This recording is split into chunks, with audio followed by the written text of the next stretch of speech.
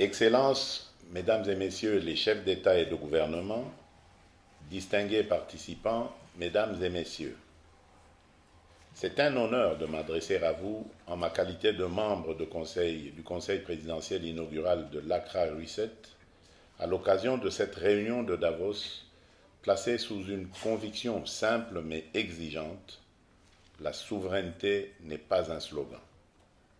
En effet, elle se prouve, elle se construit, elle se livre par l'action et par les résultats.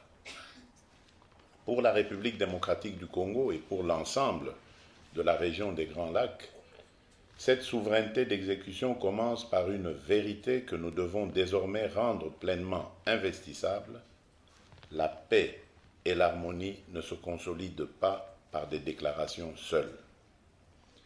Elles se consolident par la production, par l'emploi, par des chaînes de valeur régionales crédibles et par une prospérité effectivement partagée. C'est précisément le sens de la sphère de prospérité souveraine. Une plateforme géoéconomique minimale viable dans laquelle des États voisins coordonnent leurs politiques publiques, leurs investissements et leurs standards afin de libérer les chaînes de valeur transfrontalières, d'intégrer les marchés régionaux et d'augmenter la résilience collective dans un environnement mondial devenu plus complexe. Dans cet esprit, la sphère de prospérité des Grands Lacs constitue une démonstration très concrète de ce que la souveraineté, lorsqu'elle est exercée de manière collaborative, peut produire. Plus de stabilité, plus d'opportunités mondiales et davantage de prospérité à long terme dans une région où nos destins sont interconnectés. En 2025, la République démocratique du Congo et ses voisins ont engagé une nouvelle phase de coopération pratique, un cadre d'intégration économique régionale visant à formaliser les chaînes d'approvisionnement en minerais, à renforcer la coopération transfrontalière et à libérer le potentiel économique de notre région grâce à un véritable dividende de stabilisation.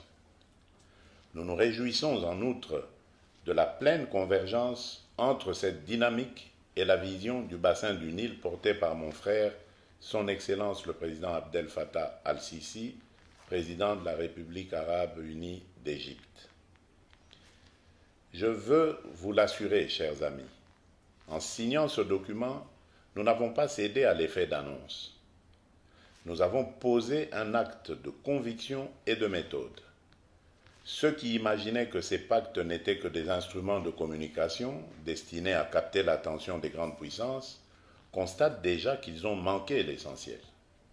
Car ce qui se dessine dans les Grands Lacs n'est ni un récit fabriqué, ni une promesse abstraite.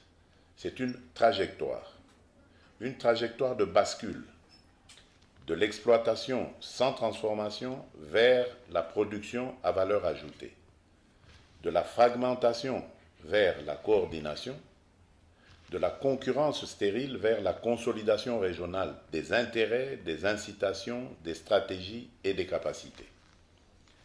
Notre ambition ne se limite pas à mieux exporter. Elle consiste à mieux produire, à mieux transformer, à mieux intégrer et par conséquent à mieux négocier notre place dans l'économie mondiale.